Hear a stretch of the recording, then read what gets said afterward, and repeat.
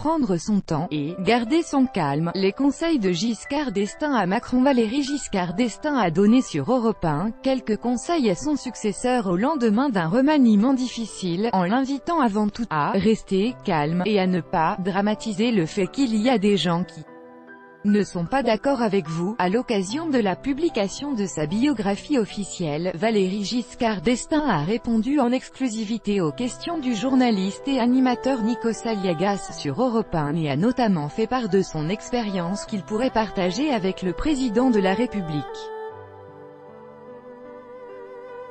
Même si Emmanuel Macron, élu président à l'âge de 39 ans, est le plus jeune président français de tous les temps, Valéry Giscard d'Estaing le talonne, car il avait 48 ans lorsqu'il a été élu en 1974. Aujourd'hui, du haut de ses 92 ans, il s'est permis de donner quelques conseils à son successeur qui vient de vivre le départ de son ministre de l'Intérieur, Gérard Collomb. Il n'y a pas de remaniement.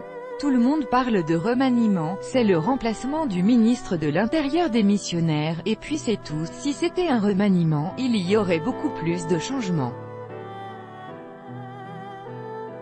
Il y aurait 7 ou 8 ministres qu'on change, a affirmé Valéry Giscard d'Estaing, évoquant la présentation d'une équipe ministérielle partiellement renouvelée. Dans ce contexte, il a invité Emmanuel Macron à rester calme et ne pas mettre les autres acteurs en situation d'agitation. Si on veut obtenir des résultats, il faut parler clairement.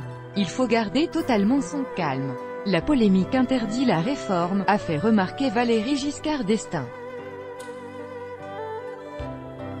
Il a constaté que la France était un pays assez difficile à réformer, alors qu'Emmanuel Macron avait lui aussi qualifié les Français de « Gaulois réfractaires au changement ».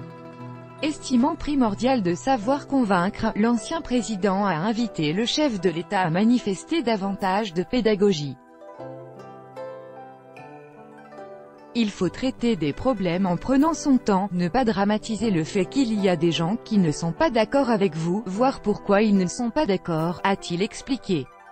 Plus de 2 semaines après la démission de Gérard Collomb, Emmanuel Macron a remanié son gouvernement et l'Élysée a annoncé la nomination du nouvel exécutif mardi dernier.